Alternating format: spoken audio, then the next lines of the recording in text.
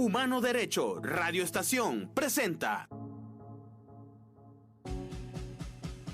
Bienvenidos a El Miope en Radio, un espacio de entrevistas a figuras de la música, el cine, el teatro, la literatura, la danza, artes plásticas y demás manifestaciones artísticas.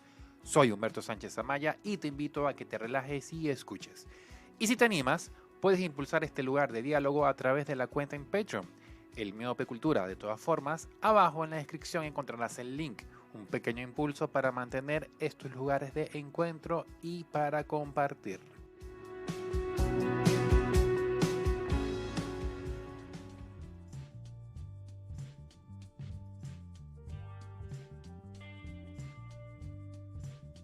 Y me encuentro en línea con Rubén Irizarry, director del BIME, este encuentro internacional de la industria de la música, que desde el año 2013 se lleva a cabo en la ciudad de Bilbao y desde 2022 en Bogotá, donde desde el 8 al 11 de mayo se va a realizar esta edición BIME Bogotá.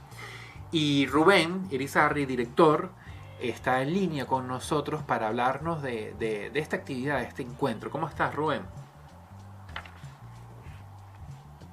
Hola, ¿qué tal? ¿Cómo estás? Yo muy bien, gracias. ¿Te encuentras ahorita en España o estás en Bogotá? No, en Bogotá. Ok, perfecto. ¿Cuáles son los objetivos de esta nueva edición, de esta edición 2024, Rubén? Pues el objetivo de BIME realmente es ser una herramienta útil para toda la industria de la música. Por lo tanto, nosotros lo que queremos es que aquellas personas que se acerquen a BIME pues puedan formarse, inspirarse, hacer negocios y disfrutar de algunos de los mejores showcases, ¿no? del talento que tenemos internacional latinoamericano.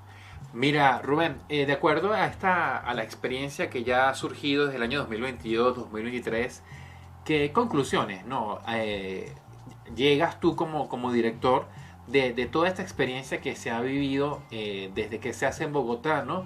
De esos intercambios, de esas relaciones que se han hecho en estas ediciones? Realmente esta es la tercera edición de BIME Bogotá. Uh-huh. Y sin duda el mayor aprendizaje es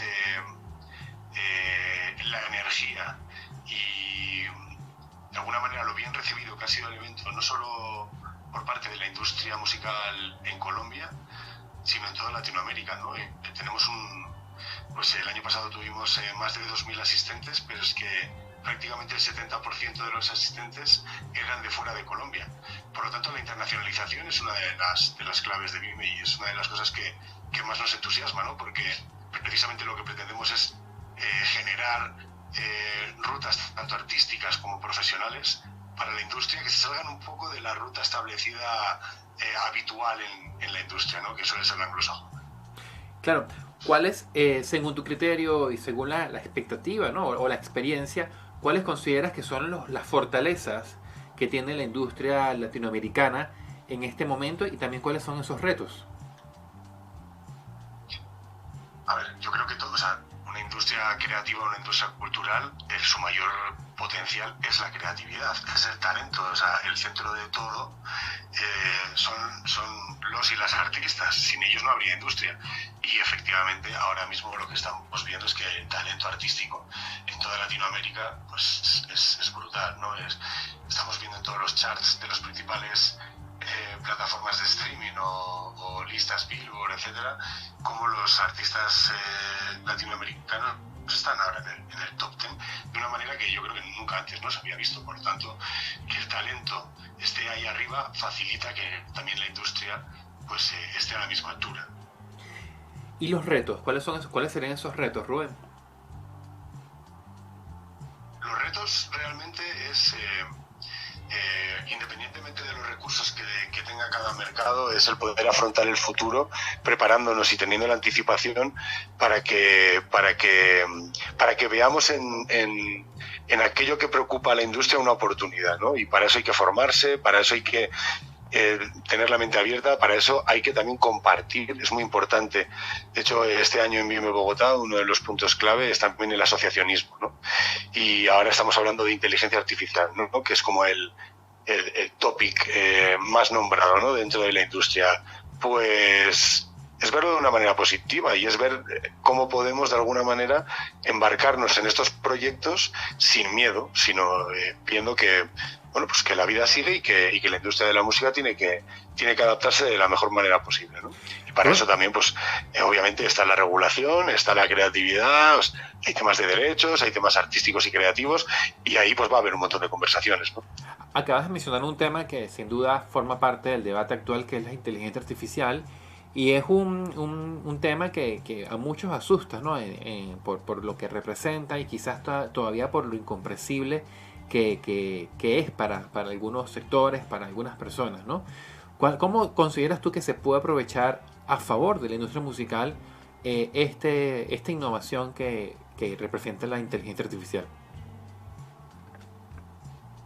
Bueno, si miras un poco hacia atrás en los últimos años, te das cuenta que realmente siempre ha habido retos y siempre ha habido momentos como disruptivos que se han visto como un gran shock, ¿no? Y en los que seguramente pues nos hayamos podido adaptar mejor o peor, ¿no? Por ejemplo, el cambio del físico al digital, pues ahí, y el tema de la piratería y la gran crisis que hubo en la industria grabada sobre todo, pues nos hizo aprender seguramente que cualquier cambio futuro que venga hay que afrontarlo desde una perspectiva positiva y desde una perspectiva ambiciosa también. Es decir, ahora mismo creo que es mucho más productivo fijarse en los casos de éxito de los artistas que han sabido abrazar las oportunidades que les ha generado la inteligencia artificial.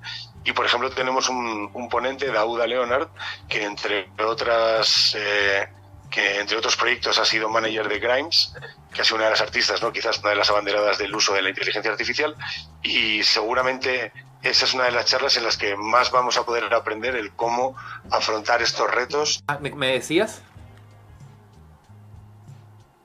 Sí, que tenemos uno de los invitados, uno de los headliners casi que podríamos decir que tenemos en el evento, es Dauda Leonard, que él fue manager de Grimes. Y Grimes seguramente ha sido una de esas artistas, ¿no? Abanderadas del uso de la inteligencia artificial. Claro.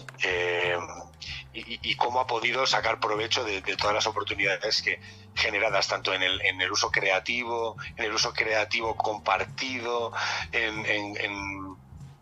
también en cómo utilizar la omnicanalidad en la productividad artística y también industrial. Y él va a ser uno de los ponentes en Vime. Yo creo que de él vamos a poder precisamente aprender muchas cosas para encarar este reto. Rubén, hablabas de como antecedente, mencionabas lo que fue la irrupción de la música del streaming, ¿no? Y cómo, digamos, regularizó todo lo que en cierta forma para algunos fue un caos con la piratería, ¿no? A través de la descarga de MP3, todo lo que fue la época de Napster y todas estas plataformas de peer-to-peer que surgieron a principios de siglo, ¿no? Y que se popularizaron tanto, ¿no? Y el streaming ya cambió todo, ¿no? Le dio un vuelco a todo y hizo que la música grabada tuviera la relevancia desde el punto de vista económico y de producción que se deseaba, ¿no? Y hubo como un ganar-ganar. Pero sin embargo hay sectores, sobre todo desde el punto de vista de los artistas, que consideran, ¿no? Que todavía hay mucho que recorrer en el mercado del streaming, sobre todo por lo que son las regalías, ¿no? Los pagos. ¿Qué opinas tú al respecto de esa discusión que se tiene que dar todavía? Bueno, yo la verdad tuve la suerte y la fortuna de ser uno de los primeros empleados de Spotify a nivel global y ver en primera persona cómo realmente todo esto surgía, una situación en la que seguramente no había mucho que perder. Es decir, la gente de alguna manera abrazó el streaming porque es que no había otra alternativa. La alternativa era la piratería y por lo tanto no había monetización posible.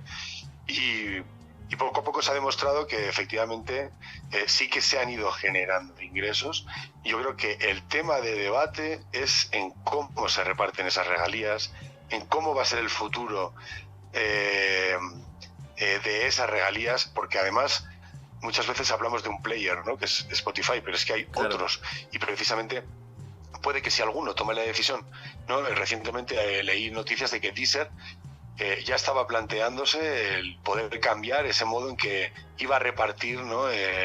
Pues esos ingresos que tenía Deezer entre los artistas, y que ya Universal Music estaba intentando testar este nuevo modelo ¿no? de retribución a los artistas. Por lo tanto, es que yo creo que efectivamente se pasó esa primera fase de esto sí que funciona a vamos a ver cómo funciona mejor. Y estamos en ese momento. Y es ahora el momento que tanto se está hablando de los superfans, ¿no?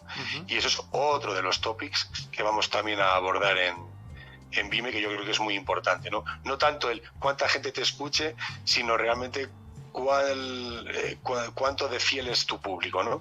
Y cuánto realmente puede generar al artista el no verse abocado a X millones de streams, sino la calidad de los streams y todo lo que le genere, ¿no? Claro.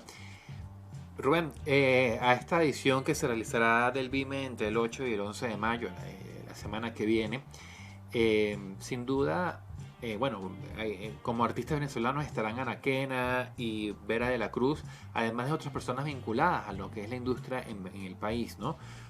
¿Cómo tú ves? ¿Qué lecturas haces del acontecer venezolano, ¿no? Tanto lo que ocurre dentro del país como de aquellos músicos, de aquellas personas en la industria que están ahorita en otras latitudes, en otros países, ¿no? ¿Cómo evalúas lo que está pasando?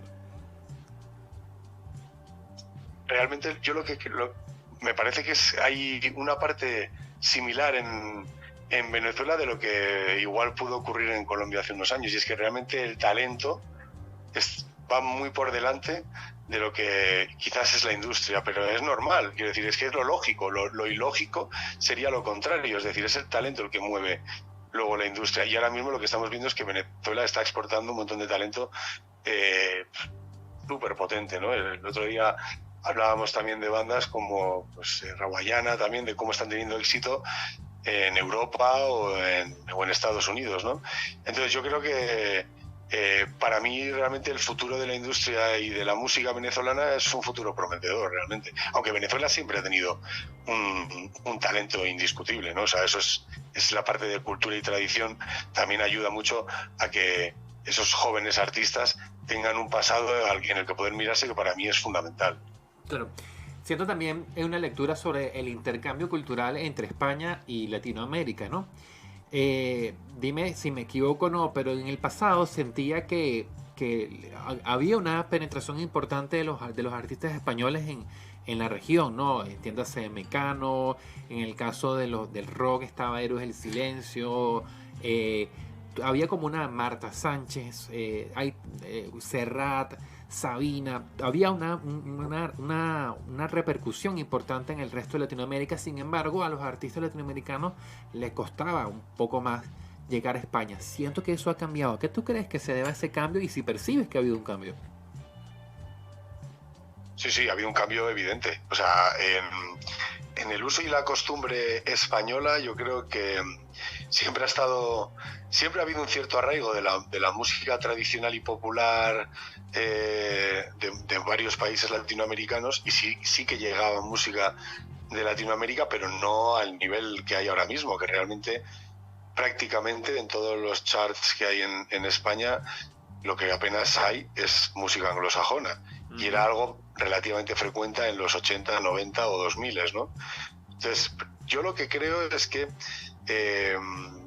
es el español como lenguaje, como elemento vehicular, el que está precisamente tejiendo unos canales que no existían, y es precisamente una de las cosas que intenta fomentar Vime también, el generar esas rutas alternativas para que todo lo que se está generando en Latinoamérica, España en el fondo no deja de ser como un eje, un puente hacia Europa, ¿no? Y es que en Europa, no solo en España, sino que en Europa, no de la misma manera porque no hablan en español, pero sí que percibimos que hay hay mayor interés por la música de Venezuela, por la música colombiana, por la música mexicana, que hace 10 años, 20 años, ¿no? O sea, eso es evidente. Claro. ¿Qué le recomiendas, Rubén, a un joven que ya no vamos a hablar de artistas, ¿no? De compositores, de intérpretes, de cantantes, vamos a hablar de personas que quieren estar en la industria, pero tras bastidores, ¿no? bien sea no solamente en la producción, sino como agregadores, como personas en el negocio de la música. ¿Qué debe hacer una persona que quiera inmiscuirse, relacionarse y hacer vida, ¿no? en este sector?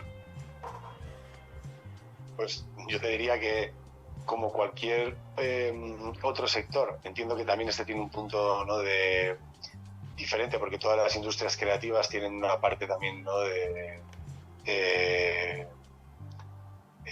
no me sale la palabra ahora, perdón, disculpa, se me ha ido, pero una parte que trasciende más allá del querer dedicarte a algo, sino ser algo vocacional. Vocacional era la palabra que quería decir, que no me sale. Entonces, la parte vocacional yo creo que sí que tiene que estar, porque como todo en esta vida, si tú lo disfrutas y lo sientes, pues tienes ya la primera parte pues hecha, pero luego hay una segunda parte que es indiscutible y es la preparación. Hace 20 años o hace 30 años, cuando yo me formaba, pues no había una formación tan especializada, ¿no?, en industria musical, que ahora sí que la hay. Y entonces yo creo que es algo que hay que aprovechar, ¿no? Por lo tanto, de la vocación a la formación, y luego, por supuesto, pues mira, una de las cosas que pueden hacer los jóvenes también es asistir a eventos como Vime, porque tienen una parte campus y una parte de acceso a la industria en el que van a realmente saber cómo se maneja o cómo se mueve esa industria y poder aprender desde muy jóvenes el desenvolverse no solo en un círculo académico, sino en un círculo profesional, ¿no? El aprender haciendo, ¿no?, que se dice. Rubén, ¿qué sonará? ¿Cómo sonarán los rankings dentro de 10 años? ¿Cómo vislumbra tú la evolución de géneros, fusiones, y qué dominará los listados en 10 años, en 2034? La que no te voy a poder responder porque es imposible. es muy complicado, ¿no? O sea, realmente, ¿quién nos hubiese dicho hace 10 años que íbamos a estar hablando de esta potencia en la industria de la música latina, ¿no? Claro. Pero a mí me encantaría, bueno, obviamente hay una parte, yo creo que lógica, que es que el mundo asiático, ¿no?, que es el continente más poblado, pues vamos a ver cómo va a influir muchísimo en lo que es la economía mundial, ¿no? Hablando de la industria musical, ¿no? La India o China todavía tienen mucho que decir. Hay una población en esos dos países que supera los 2.000 millones de habitantes, y seguramente cuando un éxito llegue allí, pues gracias a que las plataformas de streaming son internacionales, la internacionalización es mucho más rápida y seguramente va a ir por ahí. Y a mí personalmente me encantaría que también sucediese con África, ¿no?, y que esa unión que hablábamos antes entre Europa y América suceda también entre África y América, ¿no? Claro. ¿Cuál consideras tú que ha sido el logro más importante de estas ediciones en Bogotá, en estas dos ediciones realizadas y esta que está a punto de llevarse a cabo, ¿no? ¿Qué has constatado tú que ha surgido y se ha concretado a partir de estos encuentros? Que quizás no hubiese ocurrido de no existir estas ediciones. Bueno, o sea, realmente es algo que tenemos que recopilar, porque yo, hablando, por ejemplo, con muchos promotores, me han dicho que gracias a venir a Vime en Bogotá se han llegado a cerrar muchas giras, pero es que luego hay muchos artistas que realmente han visto en la parte de los showcases de Vime un gran trampolín para llegar al siguiente paso, ¿no? Hay artistas emergentes, pero hay artistas que están algo más consolidados en sus mercados, por ejemplo, artistas españoles o artistas mexicanos o artistas argentinos, ciertamente consolidados en sus mercados, pero que todavía tienen ¿no?, pues como ese reto de internacionalizar su música, ¿no? Y es en un encuentro como Vime, que no es un gran festival, sino que es un festival de showcases, en donde realmente al poder demostrar su talento delante de un público profesional, han conseguido llegar más allá y poder girar por mercados en los que igual, pues antes de Vime no lo hubiese podido conseguir. Buenísimo, Rubén. Ya para culminar, me gustaría que una invitación al público a esta edición y todo lo que va a ocurrir, ¿no? A estar pendiente de lo que surja ahí. Claro, bueno, tenemos tantas charlas tan potentes y tantos showcases que aquellas personas que realmente puedan desplazarse a Bogotá, creo que no les va a decepcionar, pero también entendemos que no es sencillo y que ahí va a haber muchísima gente joven interesadísima en Vime y en todos los contenidos, y en nuestra página, en vime.org, pues hay un acceso online a varias de las charlas, y de alguna manera pues poder formar parte también tanto de las charlas como del networking de Vime de manera digital. Así que invitado queda todo el mundo a entrar en nuestra web y poder disfrutar de Vime del 8 al 11 de mayo. Buenísimo, Rubén, muchas gracias. ¿Tienes algunas redes particulares, además de la de Vime, donde pueda uno tener acceso a ti, a tu contenido, a tus actividades? No soy un gran generador de contenido. Yo creo que, sí tengo LinkedIn y quizás LinkedIn como Rubén Irizarry será la más activa, pero para estar al tanto de Vime, yo creo que lo mejor es seguir a Vime en sus plataformas digitales, tanto en TikTok como en Instagram, Facebook, Twitter. Y bueno, yo encantado de recibir a todo el mundo que me quiera seguir también en LinkedIn o en Instagram, claro. Buenísimo. Muchas gracias, Rubén. Un saludo desde Caracas, Venezuela. Muchísimas gracias a vosotros.